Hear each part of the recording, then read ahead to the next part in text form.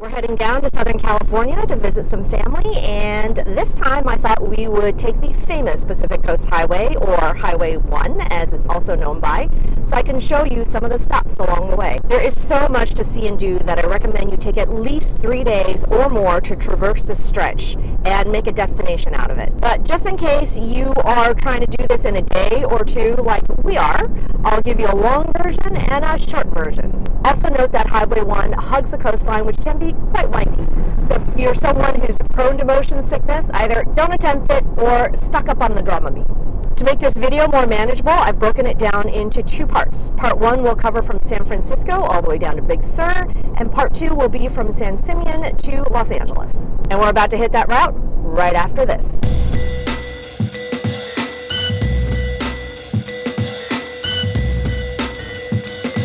Our first stop is 2 hours south of San Francisco in the surfing town of Santa Cruz, home of Jack O'Neill, founder of O'Neill Surfwear, who adapted the wetsuit for surfing and just water sports in general. If you've only got about an hour or less, go directly to the Santa Cruz Surfing Museum. The small facility won't take you long to go through, but is an authentic history of surfing here in Santa Cruz.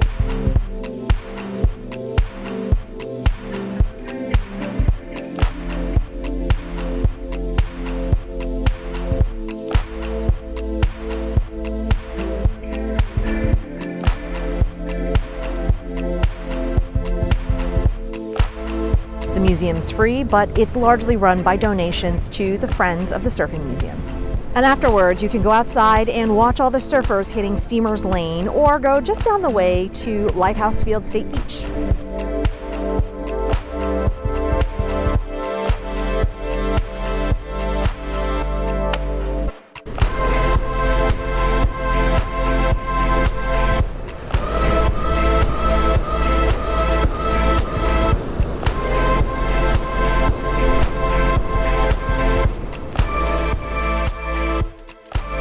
To extend this, explore the flip side of Santa Cruz's surf and turf culture. To me, the essence of Santa Cruz is not only its rich beach heritage, but also Santa Cruz mountains and their lush redwood forests. Check out Henry Cowell Redwood State Park. Since it's north of the Surfing Museum, either hit this first as you come down Highway 17 or backtrack north. There's something really beautiful hiking here, and the goal is to get high enough in elevation to catch the spectacular views. Take the Pipeline Fire Road to the lookout point and the observation deck. Check out this fantastic view. But there's one more even better, up there, half a mile.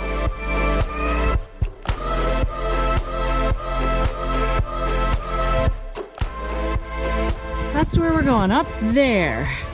Wow, we made it! Check out these 360-degree views. You can even see the ocean all the way out there.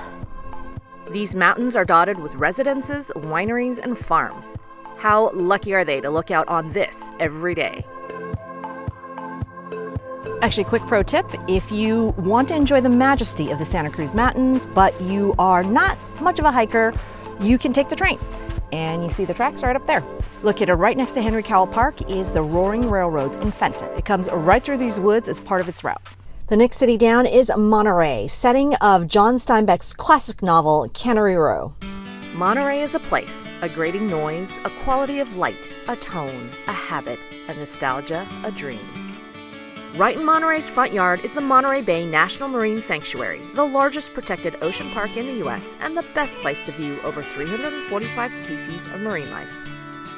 Obvi, the natural place to do this is the world-famous Monterey Bay Aquarium, which I concur is top-notch.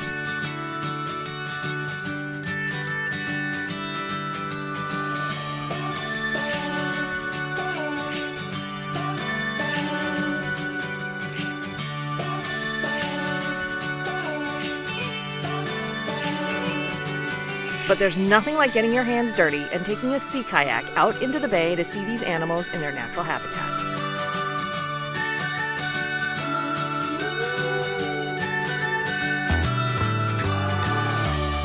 For a quickie, tour downtown Monterey's historic Cannery Row. At the turn of the century, 2 major canning facilities were cranking out canned tuna and sardines. Nowadays, this is mainly a tourist area with shops, restaurants, but also lots of cool historic artifacts. And we've got to get rolling. We're approaching one of the most beautiful cities along this drive, Carmel by the sea. Carmel was first established as one of the Spanish coastal missions, but around the turn of the century became an artist colony. And to this day, the village still has a ton of galleries. Carmel is also home to director and actor Clint Eastwood, who was mayor here in the late 80s. Exiting on 68 will get you to the famous 17-mile drive, which winds its way through some of the most expensive coastal real estate in California, including the famous Pebble Beach golf course. It costs about $10 admission at the gate, and give yourself about 2 to 3 hours to go through the whole entire thing, depending on how many stops you make. Pro tip, you can apply that $10 towards lunch if you end up eating at Pebble Beach. Definitely stop here at Spanish Bay Inn. Head down behind me here to the beach.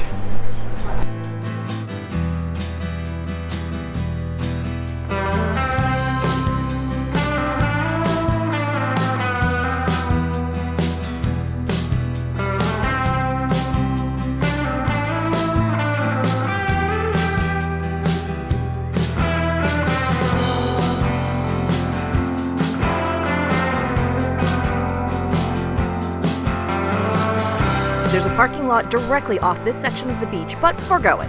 The view is so much nicer approaching it from the hotel. Continuing our drive.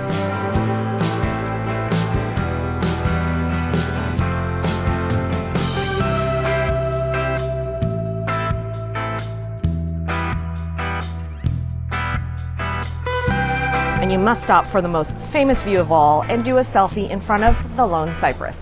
This tree is estimated to be about 250 years old, and cypresses only live to be about 300, so it probably won't be here much longer. And to cap off your tour of the 17-mile drive, you definitely have to end at the Links at Pebble Beach, home of the U.S. Open.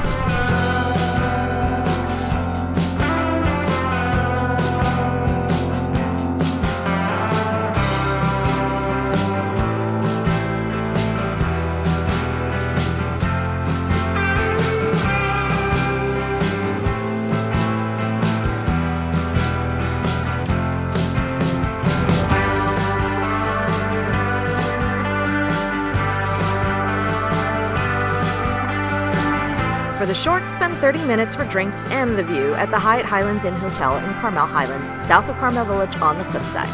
This hotel has a fantastic restaurant and bar area with floor-to-ceiling glass windows overlooking the bay. On a good day, you can even catch a glimpse of whales in the distance, which you can see better if you bring binoculars.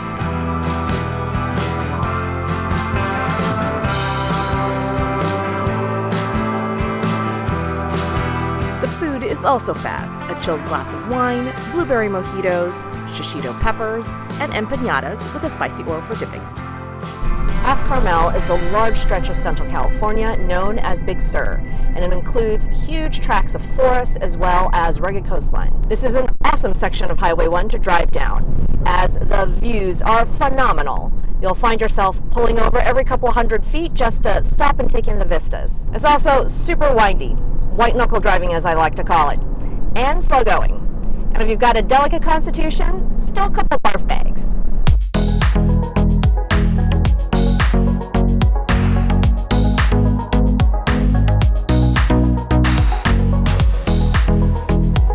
Here are some turnouts you absolutely have to take.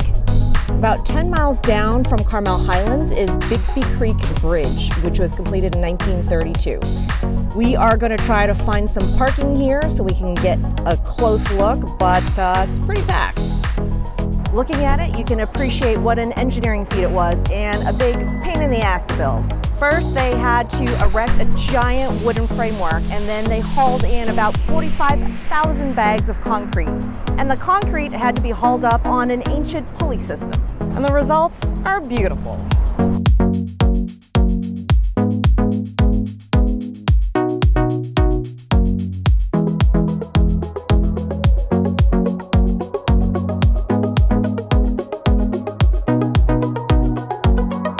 The last pullout is at McWay Waterfall. There's no parking lot, it's just a freeway pullout, so make sure to keep an eye out for it. The scene is like something straight out of Hawaii with a waterfall directly over the beach. This is known as a tide fall, which is a waterfall that flows directly into the ocean, and there's only 2 of these in California. When you get down to the beach, well, it's prohibited, and those who live to tell the tale paid a pretty hefty fine for it.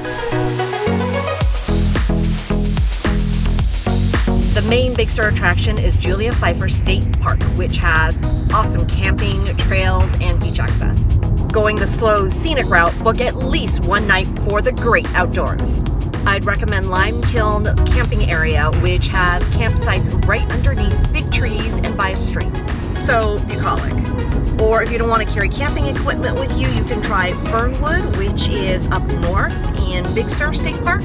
And they have a choice of a motel, cabins with indoor plumbing, glamping, tent cabins, and yes, you can even pitch tents and park RVs here too.